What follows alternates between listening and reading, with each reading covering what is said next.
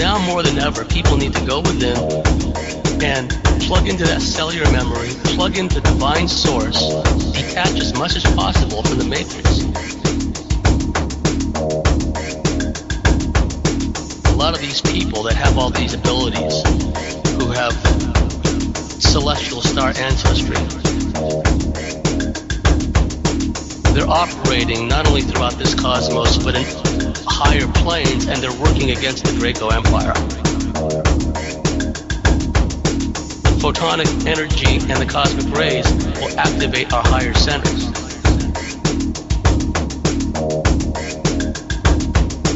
And it's incumbent upon us to ride that frequency wave.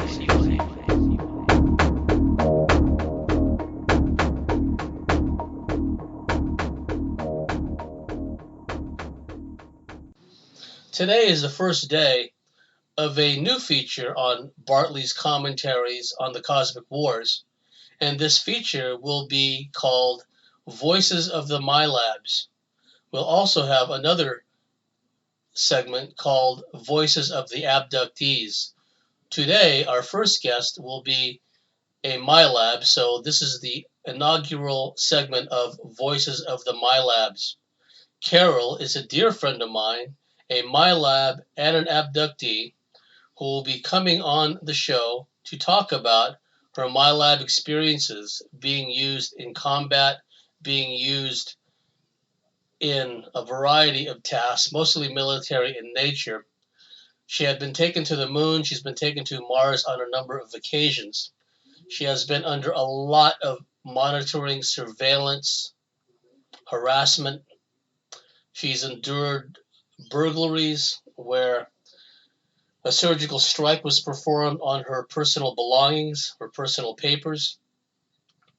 So I wanted to kind of tee it up for the listeners and also put out as a warning to those people out there who still have unresolved issues. I know that when Karol starts talking about her Mars experiences, some of the people out there who have come forward with Mars experiences will blow a gasket. A spring will figuratively pop through the top of their head, and they will scream and say, "No, I'm the only legitimate Mars Milab. I am the only one. Where's your proof, Karol? Where's your proof?" And all this hate, all this abuse, all this outward projection due to unresolved hang-ups, unresolved trauma, unresolved issues. Don't even try that on my friends. It reminds me of the fake Bin Laden raiders. We know that what's really called Dev Group, but which the media and Hollywood still call SEAL Team 6, they took part in the fake Bin Laden raid. The helicopter that crashed on the roof was supposed to explode and kill a bunch of SEALs with it. That didn't happen, so they killed them off later on in Afghanistan. And a few of the higher ranking officers began committing suicide and dying in murder-suicides, etc., accidents. And then two fakes come along who wrote books saying they killed Bin Laden. So you have these two SEALs who claim to be part of a raid that never happened, or it did happen, but we know that Bin Laden's been dead for a long time already, so the whole premise of the Bin Laden raid was bogus to begin with, just like the whole premise of the 9/11 war on terror is bogus. So at any rate, these two SEALs come along, each write a book saying they're the one who shot Bin Laden. So they created this phony controversy. And then one of these frauds would come on to Hannity, and then Hannity's show and say he's the one that shot Bin Laden, the other guy's a fraud. And then the other guy would go on another talk show and say, no, he's the one that shot Bin Laden, the other guy's a fraud. And it's just another shit fight is what it is. And the whole idea is to push this fake narrative of the Bin Laden raid, and by extension, push the whole fake 9/11 narrative, right?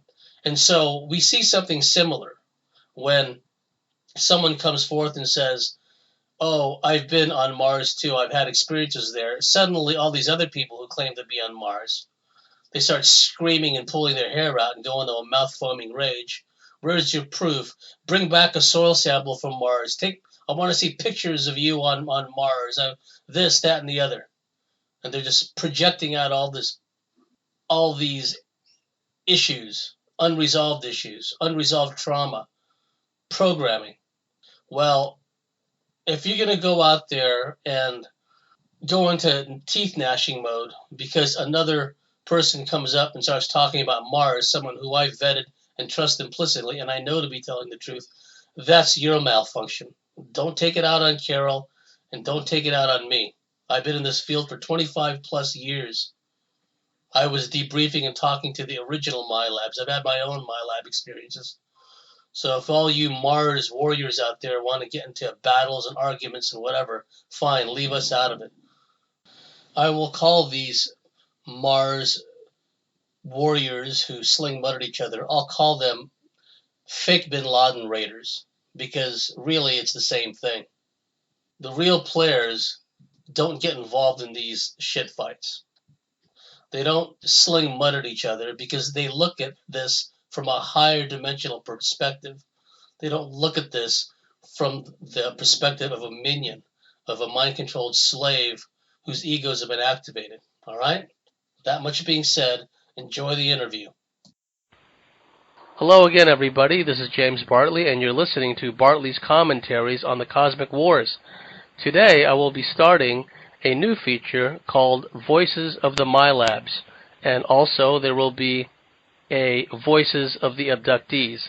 What I want to do is give a voice to those people, legitimate alien abductees and legitimate Milabs who are having experiences, have them talk about different facets of the experiences. There's a whole gamut of different types of experiences that abductees and Milabs go through. Sometimes it's a lot to take on board at one go, so I thought it'd be a good idea for a dear trusted friend of mine, Carol, to tell a bit about the monitoring, the harassment, and the surveillance she's been subjected to, when that first started, and then fast forwarding up to the present time. Carol, how are you? Not too bad, James. How are you? I'm doing fine. Thank you for coming on. I really appreciate it. In the recent past, you've been subjected to a lot of overt monitoring, and it doesn't really matter if you're not sharing UFO pictures. No. Folks, Carol has come up with some of the best UFO photos I've ever seen in broad daylight. Where she lives, I'm not going to disclose her location, but think of Grand Central Station in New York City or Victoria Station in London. That's what it's like at her house, up in the airspace above her house, as far as UFO traffic is concerned. And she can sit out in her front yard and take fantastic pictures. And sometimes she'll be harassed because of the pictures he's put on. Certainly troll activity will increase.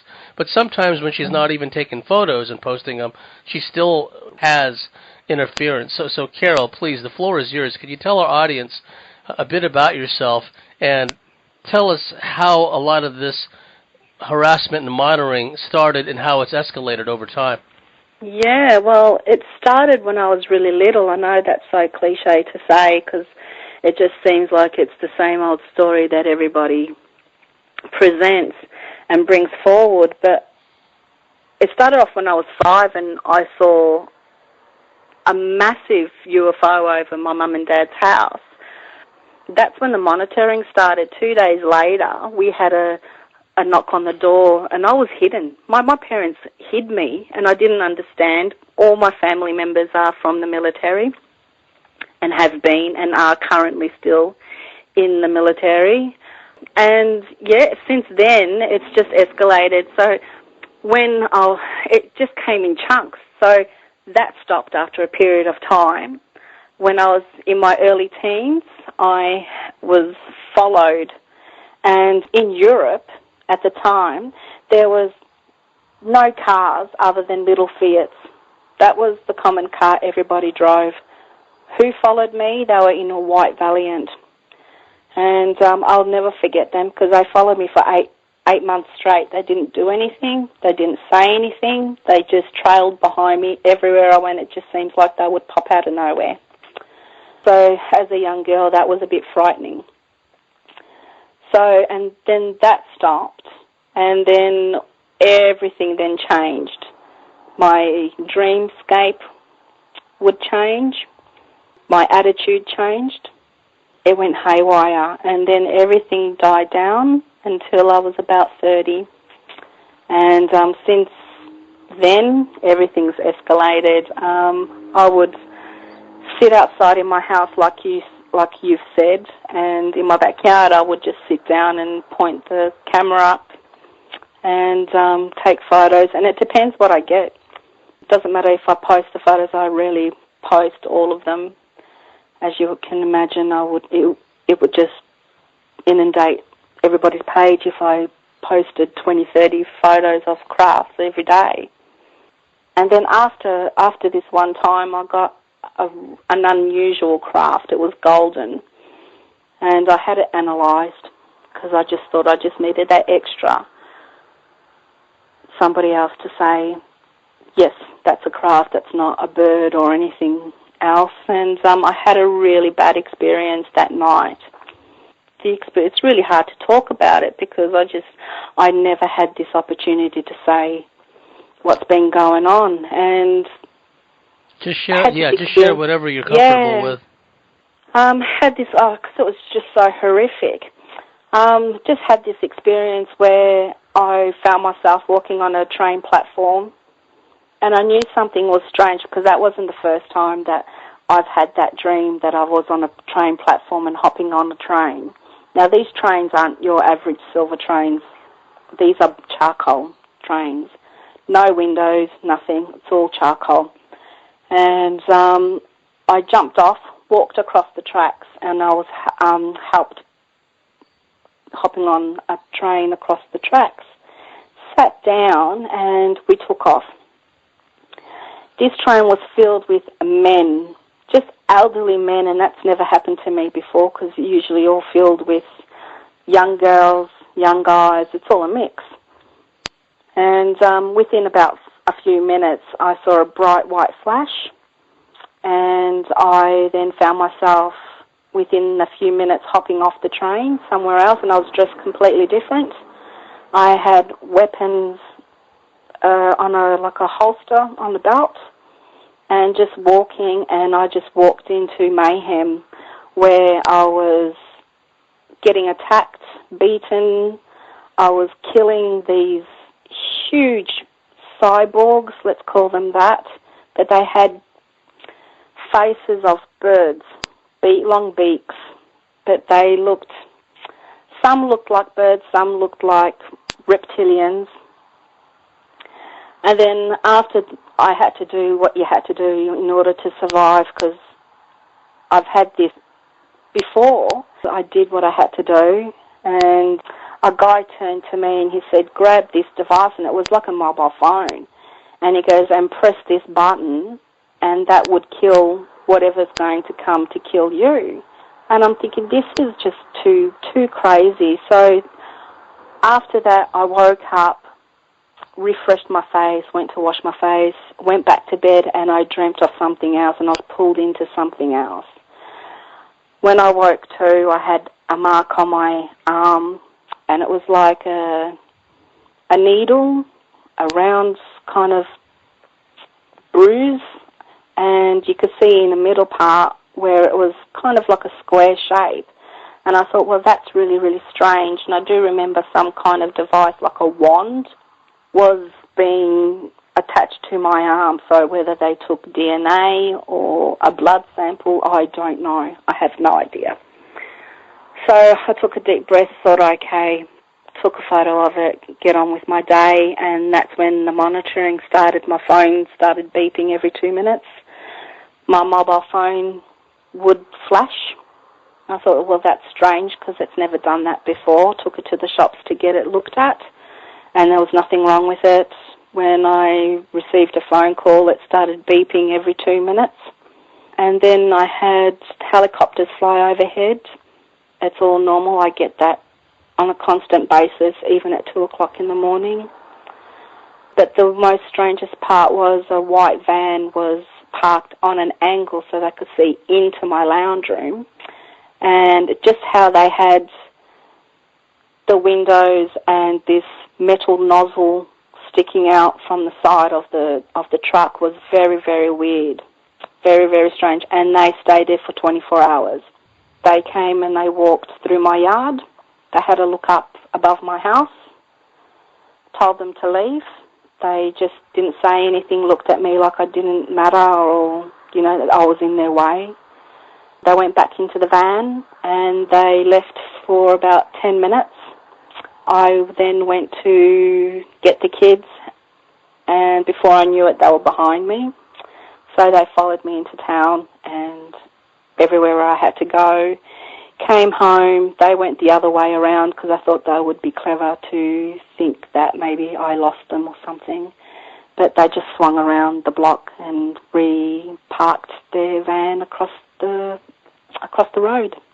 I've had that, and then just been followed non-stop since I had that really bad experience where I had to kill people, and the strange, really huge cyborgs, and it was just so full on, and being beaten and just waking up with all bruises and ringing in my ears and just really bad flashbacks, and that's when the monitoring, and it has not stopped since then.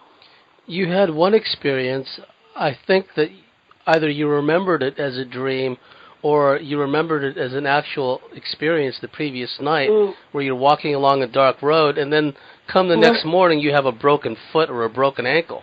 Yep. Yeah, that was an actual experience that I remember. It wasn't so much a dark road. I had this experience where, because a lot of my experiences are like military-based, and a lot of it, and it's strange because sometimes, like I'm in a big shopping mall, and I have this one particular person, he's always there watching really closely, really intently. I've gotten to know him extremely well over the years. This hasn't happened, for a year or two. This has been a good 25 years of my life of having the same person in my dreamscape. And I've come now to know that he is some sort of general, or he does train me because he has said so in the past. And I was in this mess tent sitting on the table, and I had one person that I know in this reality, he was a friend. And he turned around to me and said, right, get him. And it was like a trigger. And so I was made to fight this person, and as I was kicking and doing all these kickbox moves, though, I wouldn't even know how to do that now. Wouldn't know how to do it. I've no interest in that. And woke up with a broken ankle. That healed, I have to admit, that healed so fast. I couldn't believe it. I had x-rays and went to the doctors, went to emergency to get it x-rayed and looked at and had it operated on. I had 2 fractures and a broken toe, and it was just a mess.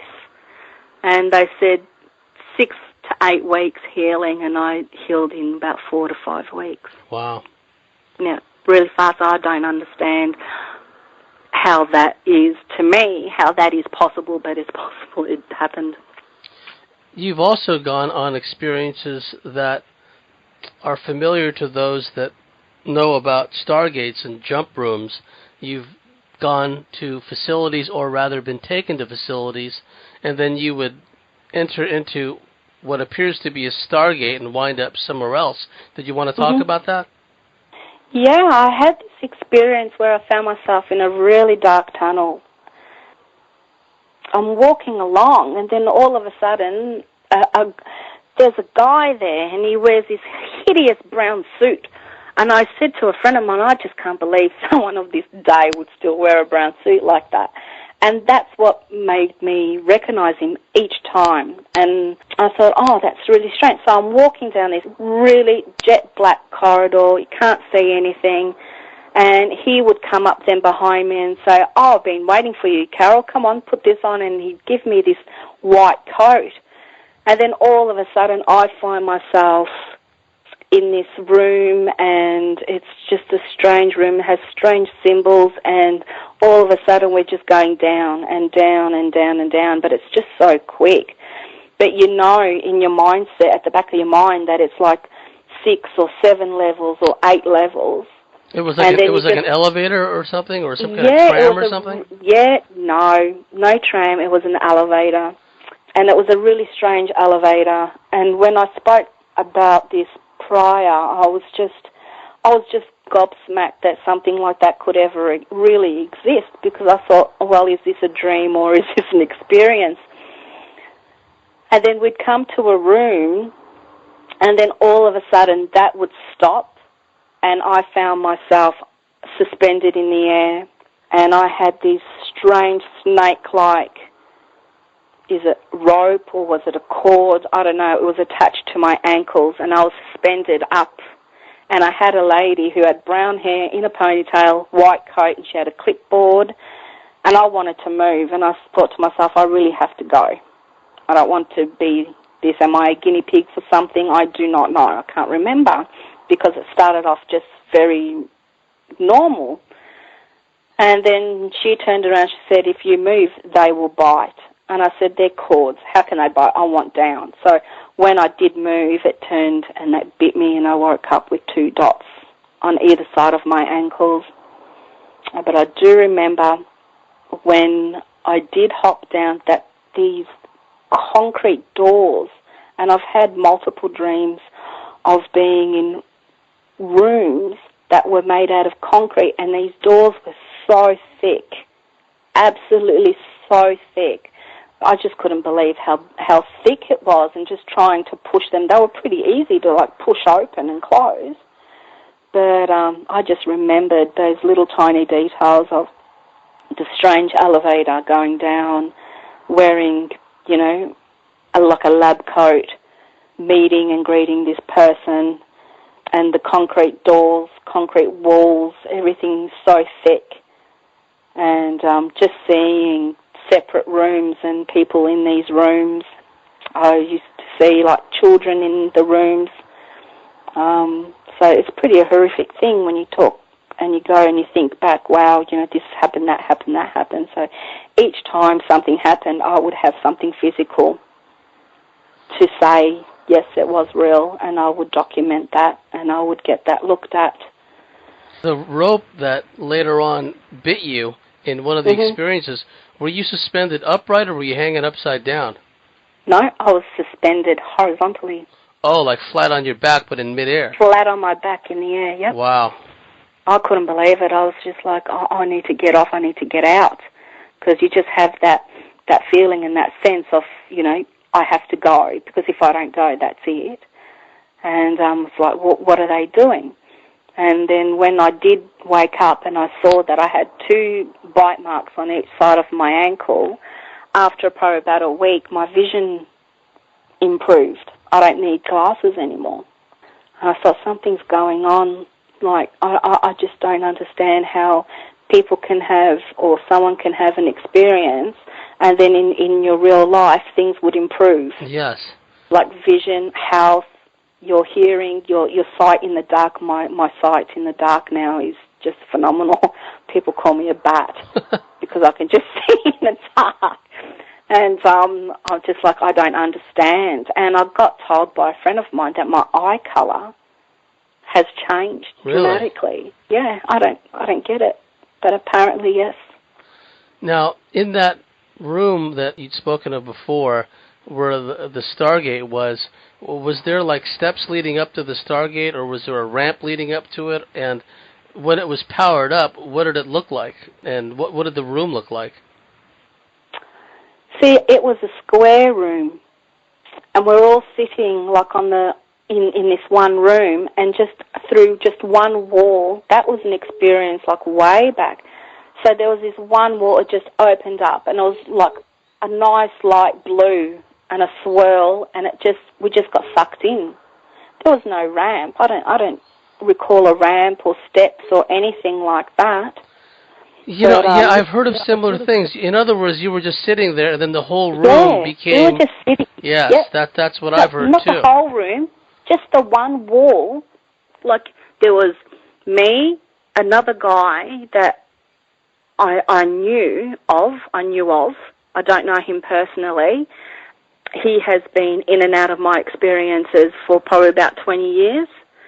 So it's a shock to me when you Facebook comes along or whatever, and you see somebody, and then you have that a little bit of a rapport before things happen, and say, I know you. Mm-hmm.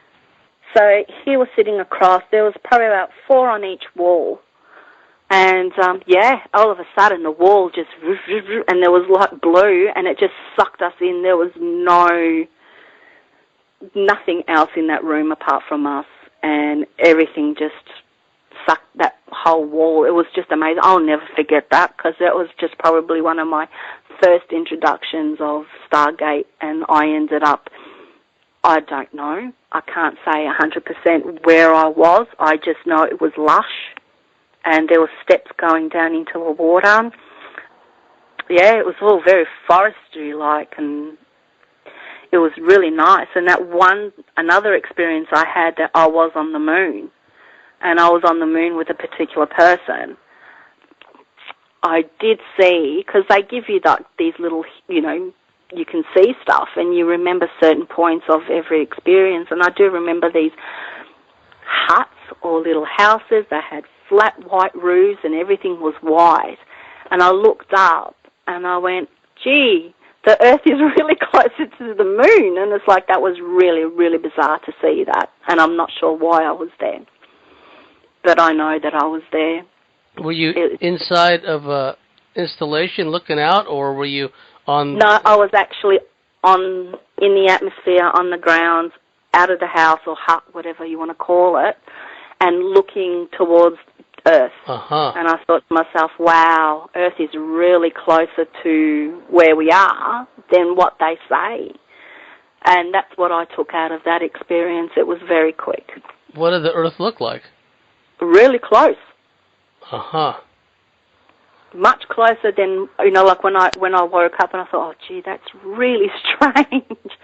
Are they lying to us and saying that, we are X amount of thousands of miles away or whatever from the moon? I don't think so. Because, you're there. Yeah. And a lot of people will tell you when they have the experiences or they remote you, that they would say, this is incorrect. We are actually closer than what they say. And that's what I got from that. So whether it was them telling me that I was correct in my theory or whatever and saying I think they're incorrect, I don't know. Did you have some kind of breathing apparatus or a helmet, or no. None? And no. Did you see if you were beneath a dome, or were you like in the atmosphere? No, in the atmosphere, out in the open. Wow. You can breathe on the moon. Yeah, wow. Yeah, yep. You can breathe on there. Even Mars, you can breathe on the Mars. You don't need an apparatus. Could you tell us about what memories you have of being on Mars? Yeah, my memories of Mars. I do go there a lot, actually. I'm more willing to go there than anywhere else. I think they use me for that. But just like the scenery and everything, it's very lush. It's very different to what people think that it looks like, because I know that it's not what others have said, or how they say, oh, it's just barren and red. And no, it's not. I said it's very lush and it's very green, and it's like a gorge. If you've been to a gorge and you see these amazing rocks and all these trees sticking out, and it's very much like that. And when I do stay there, because sometimes in my experiences I stay at a place for a month or two at a time, because when I wake up I know that my nails have grown or whatever, and that's not possible because I keep them quite short. And I'm always in a mess tent, and I'm always with the same person, how I spoke to you about that certain person who has trained me, and he's always watching or very close, and he won't move far from me. I think one time we were separate and he just couldn't get to me on time, and I saw the devastation in his face at that point. But Mars is very lush. Anybody who says you can't breathe there is a liar, and that's my experience. And I would even take a lie detector test and everything to say that it is how other people, and how what I've heard from other people, that it is lush. How many people have you seen there? When you first There's so many, James. I thought to myself, oh, okay, but there seems, like at one stage, there seems to be hundreds of them, and they're all dressed similar. This is not, like everybody is not dressed like casual, everybody that I see always have black on. Or when I see this one particular, I'll say his name. His name is Joachim. The guy who trains me is Joachim. He's like a 4-star general or whatever. He's been training me. And every time I see Joachim, he's always got khaki pants on or black pants and a black T-shirt. I've only ever seen him once in full military uniform. But everybody else is always in black.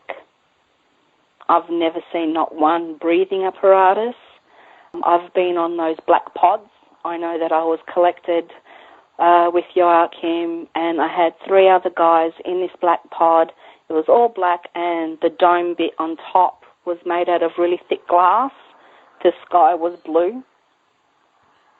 So to me, and I know because when I go there, and when I land there or come there, however I get there, he always says, welcome home. Uh-huh.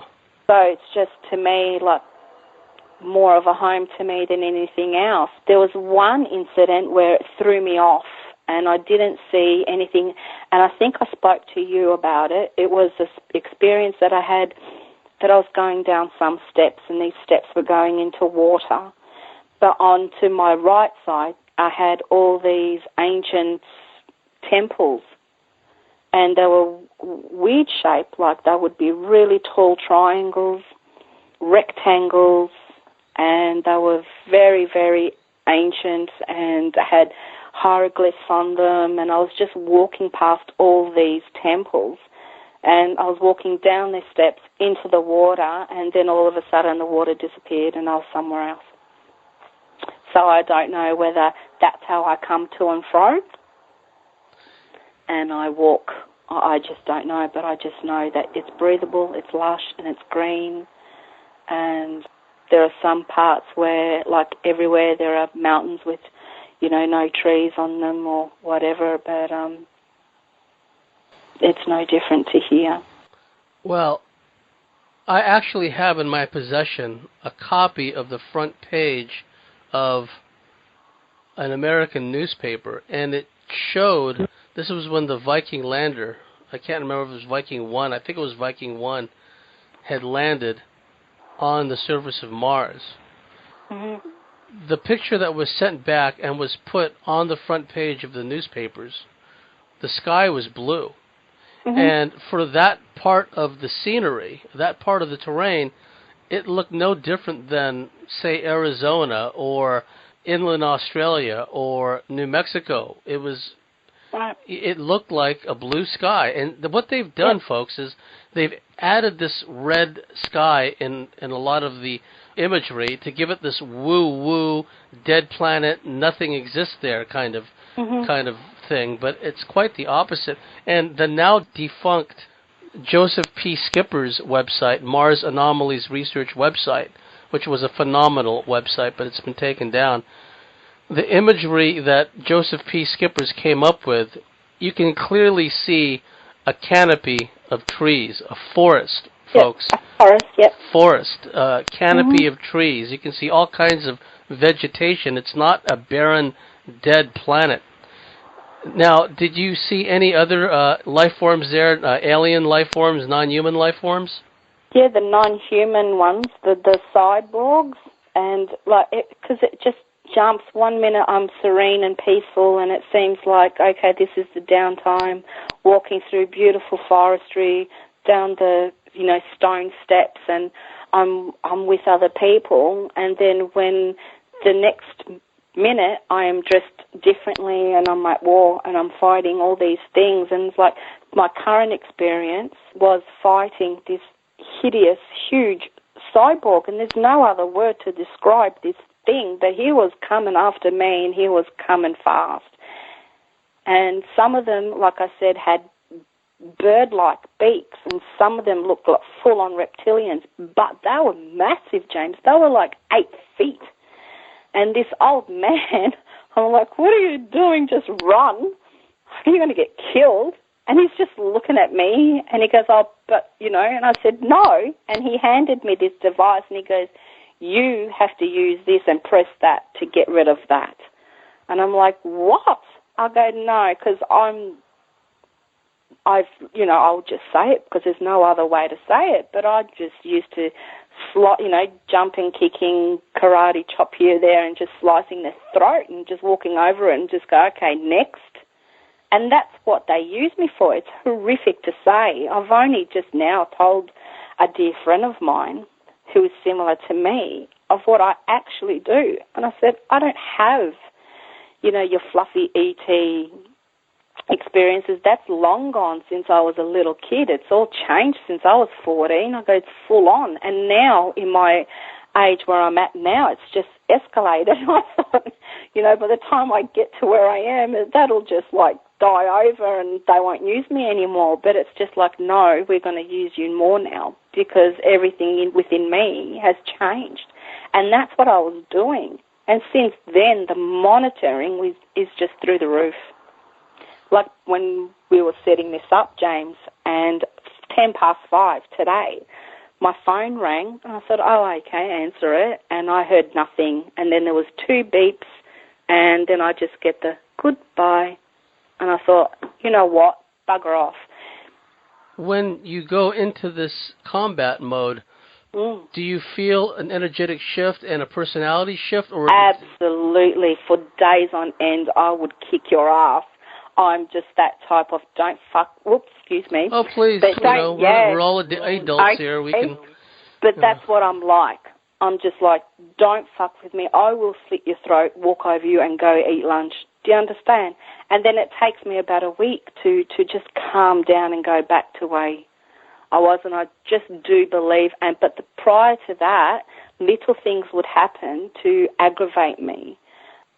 Just fighting with the other half, kids being more naughty or being naughty when I know that they're not. So the aggression would be built up. And it took me a while for me to, think, oh, my gosh, wow, why am I so aggro? But now I know why they do what they do, and now I know why I am the way I am. But it just takes me a while to, go back to the nice Karol and nice and calm. And I've spoken to other Milabs who've had to similarly learn how to decompress. One of my other guests that's going to come on in a couple of weeks, a gal named Sashida, she is a Milab, and she's had a lot of reptilian experiences, and they use her, quite frankly, for a lot of wet work. They use her to basically take people out. And, when she's in that mode, and I've known other female Milabs like this, they're very much in assassin operative mode. Another friend of mine that I want to get on the show one of these days, I've known her for many years, and at the start of her Milab training, she was an abused wife who was being beaten by her husband. By the time they got through training her, her husband was terrified of her. She would be out playing paintball with the boys, and they would say to her, because they had no idea what the kind of training she'd been through, you might want to wear more protective clothing and yada, yada, yada. She goes, don't worry about me, guys. I can take care of myself. And then, she would just wipe him out, and just pain wouldn't stop her. Nothing would stop her. She would go into this operator mode. And so I've seen that before. Yeah, it's very for me now, it's just second nature. It's just what I do and how I cope with it, and I just move on really fast. But I do have, as one would probably put it, multiple personalities, because I would be, mummy, and then, wife, and I would have that. But in a split second, that's it. When they're ready to take me to do whatever, such horrific things, and I've done such horrific things, like you said, as that girl has done, and they use her for that. They use that for, they use me for that as well. But I don't really like talking about it, because then it just puts me in that mode again, and then I know. Yeah. But just a few things happen, and you just switch. And like I said, the past couple of days, I just couldn't handle it anymore. And all the monitoring and the phone calls, the weird phone calls that, no one says anything, and then the robotic voice would say goodbye, Or they would say, Mama, hello, goodbye. I'm like, Mama, what? So that's really weird, and that just gets me on edge. And it's just like, well, no, they use me because of, like growing up overseas and being through what I did. I think that was my whole training. Seems like they were well aware of you from an early age. There was something about your DNA profile, your morphic resonance field, whatever the case may be, that made you of interest to them. That's right. Like, without going into great detail, like I said, all my family is in the military, and all that I knew all had UFO experiences, all of them. Mm-hmm. And I had come to know, or I've been told of, 3 of, grandmother, great-grandmother, and great-great-grandmother. They were all psychic. I was then told that during World War I, that 33 members of my family were slaughtered, and they were trying to eradicate my actual family. And only 3 survived because they went away. They were hunting or fishing or something. They weren't there at the time. And they went somewhere really far. And it just phenomenal. And when, even to this day, after all these years of trying to get answers, I've been threatened. And, it's just one of those things that you can't get an answer from anybody. What have you had to learn to do to decompress when you come back from these ops and there is a combat military element, and then you find yourself back in the mundane world, you're back being a housewife again, in order to avoid kind of allowing the people and things around you to upset you? What have you had to learn to do to get back on an even keel? Meditate. Meditate, meditate, meditate. I just had to. And plus a good cry doesn't go astray either. But I just felt like, after all this, I just have to calm down. How do I calm down? Pace the house? Yes, done that. Doesn't work. Gets me more aggravated. And I thought, well, how can I take some power back and say, okay, you've taken me for that, and I hate it. I hate you for it because it's just so bad. And it affects me until to this day. It's really difficult. What do I do? Well, I have to meditate, because then I can lower my blood pressure, which goes really, really high. Like, I suffer from it. It's all from this. And it's like 160, 170. Being on tablets doesn't work. So I meditate. And that's how I slowly bring myself down, level by level by level, just boom, boom, boom, boom, and I come back down. It's like peeling, the onion, and you're taking all these layers off. That's how I do, and I see myself one layer off, another layer off, see her, until I see Karol again. That's the only way I know how to cope, other than crying and sitting in the shower with the water running, going, oh my gosh. Why? Why do they do this? So that's what I do to cope, and I write everything down. Now, you've been on the receiving end of very surgically precise burglaries, haven't you not? Yes, I did have one major one. One major one that to this day I've had no help with the police. They were useless. Everything in my house was trashed. My fridge was tipped over, the television was tipped over, but not enough to do damage to it. And I thought, oh my God, what? I went to drop the kids off to school, came home, and in that time, and I went to do some shopping actually, and in that time they had enough time to do what they did, and I had 26 journals that I wrote since I was probably about 15 years old.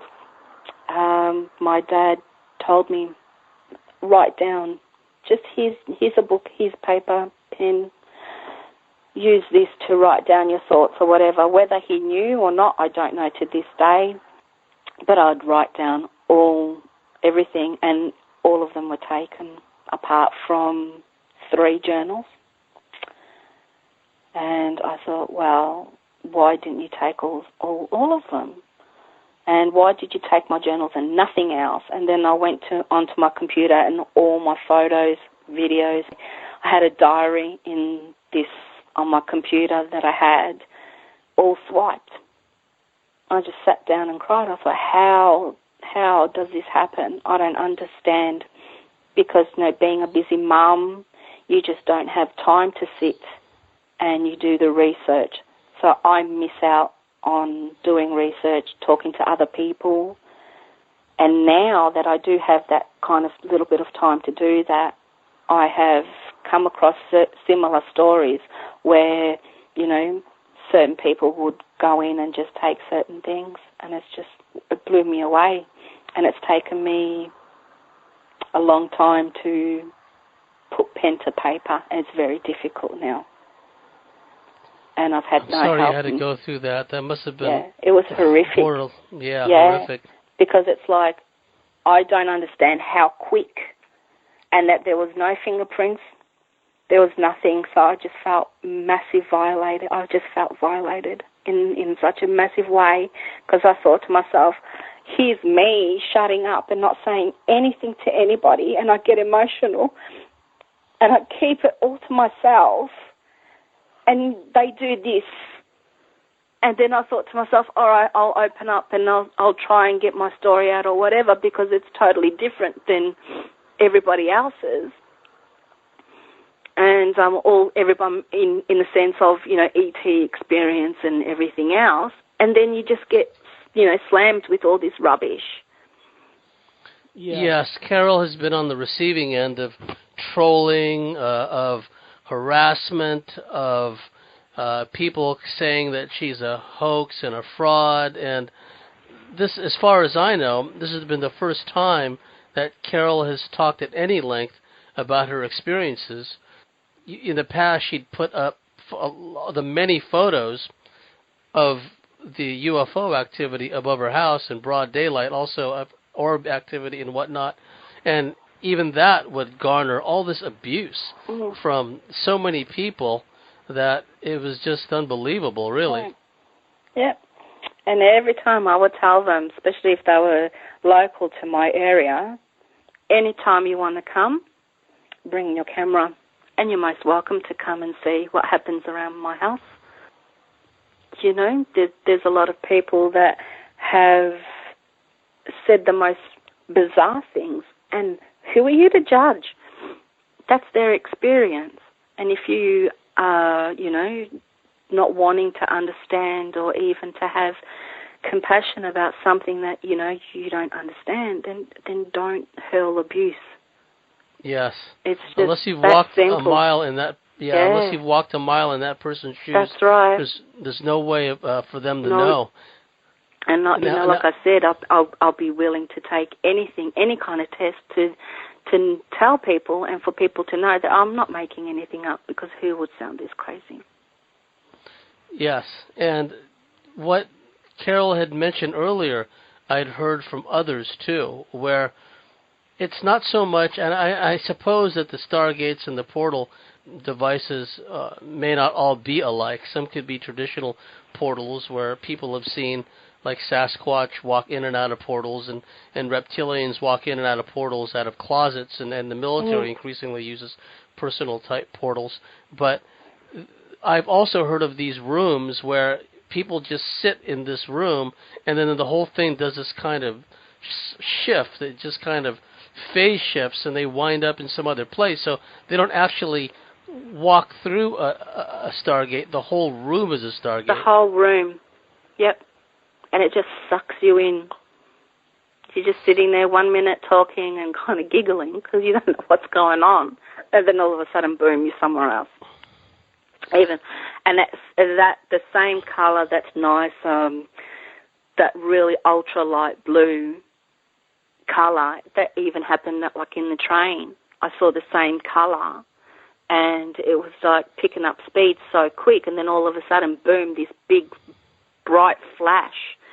And it was the same colour as in the room that I was in all those years ago.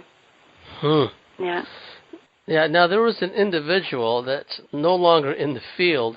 He's rather infamous for Well, he was a Milab, and he actually boasted at one time about being used by the military to go and kidnap people out of their rooms, out of their homes at night. Mhm. And then he kind of went off the rails because of, I don't know what the details were. But do you want to tell that story? Yeah, there's I don't know if I should use his name or not. Oh, you don't have to, but he's infamous in Yeah, he's a bit naughty. Let's put it this way. Look, I know 100%, and I know that a lot of other people who know this person would say when they know him personally, he is the most sweetest. He's like a little boy, and he's very coy, and he is truly. I don't care what anybody else thinks about him, but he's such a sweet, sweet man. But there's a side to him like everybody else, and once it switches, boom, he's the most evil asshole I ever come across, and he's the one that he has come into my bedroom. For some reason, he always picks the bedroom, and there was one incident where I had a friend over my house, because my house is a little bit haunted and not many like the feel of my house, but I adore it. She came over, stayed over the weekend, and she saw this particular person walking down the hallway into the bedroom, and it took her aback a little bit because, you don't expect something like that. Once she left, I had another friend stay over, and I had to go to sleep because I just needed, we were just up all night, and I just thought, no, I need an hour nana nap. And I was dead asleep, and Rod was in the lounge room with a couple of other friends, and they saw that same person my friend saw screaming at me at the end of my bed, telling me to get up. His words were, "Get up, soldier, get up. Move it, move it." And he was screaming, and they heard it. They came running into my bedroom, and no one was there. But they saw him walk down the hall. Yep. They saw him walk down the hallway. Not all the hallway. There's part of the hallway where people tend to see things walk, and that goes directly into my room. And they saw him. And I said, "Don't worry about him. I can deal with him. I've seen, him or somebody who looks exactly like him in town following me. He's been right in my face. I'd be dead asleep, and I'd just wake up and just get startled because you feel like someone's right there, and he would be right there. So he's a bit of a menace, but I don't think that he consciously knows he's doing it, to the point of messing him up so badly that he's now paying the price for that. And that's really sad. It is sad. And so, like I've said before in some of my commentaries, like there's a lot of hate directed at Miley Cyrus. Oh, look at her, she's such a skank. And no, folks, she's a monarch girl. Right. The poor kid was abused in the womb. The poor kid doesn't know which way is up. So, I have compassion. I have, sorrow for these people because they've never been allowed to just grow up and have a normal life. And like this individual in question, he's been, let's say, in detainment for some time now, but that doesn't stop the Milab controllers. No. It actually makes it easier if the person is locked up somewhere. Absolutely. Because then they just take them, and then, even if the person is under CCTV surveillance, they can easily, just the way they manipulate time and can screw around with technology. Exactly. You won't see it. You won't see it. It's so easy to take him out, utilize him on ops, and put him back. Absolutely, James. They have him where they want him because he is that easy now to control and manipulate, and he has no idea. I don't know why it's directed at, and so many women would say the same thing. Probably, I don't know why. I've never met him or whatever, but I know that I have. But I've never, come out and said all this before because I just kept it all to myself, and very few people know my life from start to finish. Yeah, it's a very sad thing. Like I saw even an interview about him that he was in, and he was talking, and I just sat and cried because I just thought, you know what, that is so wrong from watching and listening to what the other person was saying and what the other person did. I think he was pretty much a handler in him going to where he is now. And I just stepped back from all of it because I just don't want to associate myself with people like that anymore. What we've come to find out is that there are some people in the field that, you know, they're just so unscrupulous in many ways that they can say one thing and do another. They can, you know, say terrible things about you. There's people out there that are pathological liars. That's right. And to hear the things that come out of their mouths about Karol, about me, about others, it's it just ongoing. Well, it's ongoing. It used to piss me off. Now it just makes me laugh because I'm just glad I'm not a hosty person like that, right? But this is one of the things that happens when people are in the field or even on the fringes of the field. Now, Karol is right in the midst of it. And for a long time, she bit her tongue, so to speak, and did not talk about this. But that didn't stop the harassment. It didn't stop the monitoring. It didn't stop the surveillance. So in a very real way, rather, by Karol coming on here and finding her voice and speaking her truth and speaking from the heart, she's putting all these controllers and whatnot on notice. Like, you know what? It's like, you may knock me down once in a while, but I'm going to keep getting back up, and there's nothing that's going to stop me from doing what I need to do. So I really thank you for your courage, Karol. It's an inspiration to me, and I really cherish this friendship that we have. I've learned so much from you. Same. And, you know, a lot of things that you've shared with me, you know, verify some of my experience. Yeah. And I'm going to say this, folks, without going into too many details. Karol and I have seen each other in these experiences. Absolutely. Yeah. Yeah, and we've seen each other long before I started doing a podcast, long before I moved and lived in Australia, came over to Australia. So the Milab syndrome is truly worldwide. One can come across Milabs in these experiences, and in real life, so to speak, they live clear across the other side of the world.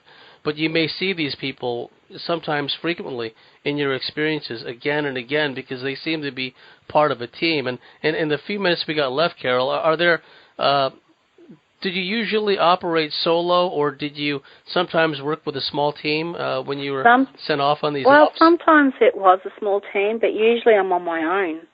Usually, like Joachim will bring me in and take me into these missions and go, right, and he'd like say a word, and I know that word's a trigger because everything changes as soon as he said get it, or he becomes really mean, and I just say don't talk to me like that.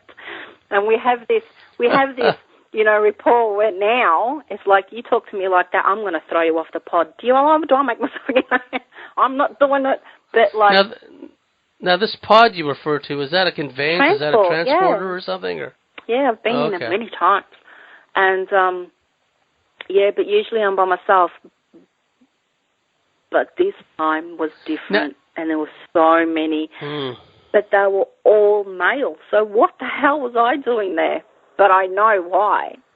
Because I can be just as aggressive and I can be just as nasty as the most trained assassin out there. Because I've been like that all my life. Since I was a little kid. Absolutely. And I know that for a fact.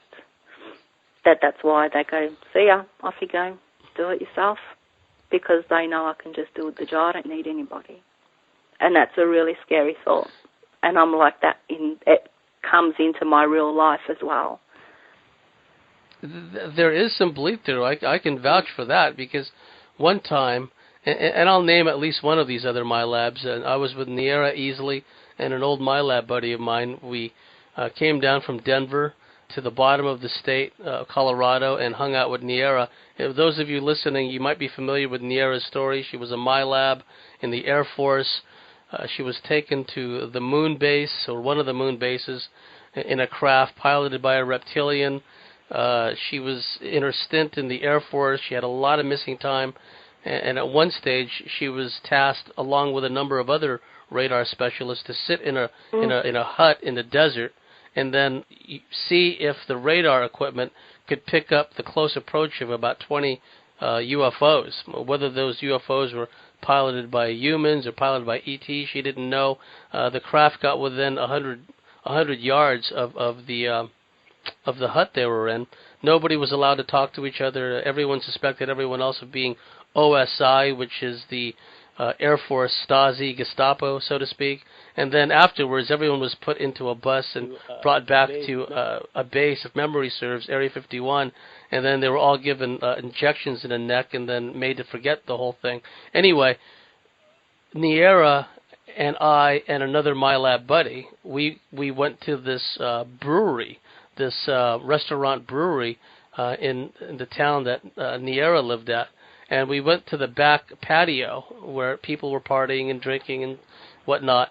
And the way we positioned ourselves in the back of this establishment, in this open courtyard area, we had the best possible view of the establishment, who's coming in, who's going out, where the exits, where the entrances were. And we all sat with our back to the wall, but we were facing, the crowd, and we were facing the establishment. So it was an automatic thing where we get around these other Milabs and we kind of switch into Milab operator mode, so to speak. And so, we're clocking who's coming in, who's coming out. We're sizing people up. It was just something that, and Niera was the one that pointed it out. Me and my buddy were just doing this naturally because we'd hung out so much back in those days. But Niera picked it up right away. That just look at us, we're all in Milab operator mode. Yeah, you know what funny. I mean? That's really funny because that happens to me, and it's just like, even like my husband would like be, and I'd like, when I meet his friends or whatever, I just turn on general on them and suss them out. So I do understand how people can switch so quick, and you just suss people out and you generally judge them right on the spot. Yeah, and then we go by energy, we go by body language, we go by demeanor, we go by eye contact, lack thereof, eye movements. It's interesting, and I've spoken to many other Milabs. They've said the same thing. Well, thank you so much for coming on You're the welcome. show, Carol. Thank you, James. And we'd love to have you on again sometime, and please stay in touch. If any of this other stuff starts happening, please just let me know, and we can talk it over and see what's going on. I will, definitely. Any last words, any last advice you want to give to those who find themselves in these kinds of ops? Just don't be like me and keep your mouth shut. Just talk about it. As hard as it is, that's the one big mistake I did, was not talk about it, because that's when you become even more of a target and you become easy prey for them. And I think, the more that you talk about it and note things down, the better handle you'll have and a better grip you'll have on the situation. And, you win that way. It might not feel like it, might not look like it, but at the end of the day, you are winning. So just speak about it, because the more we speak about it, the less power they have. That's right. When we speak truth to power, when we find our own voice, and we can stand tall knowing that we're in the right and we're speaking the truth, and that in itself is a victory. Well, thank you very much for coming on the show, Carol. All my dear listeners, wherever you may be, have a very pleasant time. You've been listening to this week's segment of Bartley's Commentaries on the Cosmic Wars, and we will see you this coming Saturday in Australia and Friday in the U.S. and elsewhere. We have a very special guest, and I'll surprise you who that will be later. So have a very pleasant time, everybody.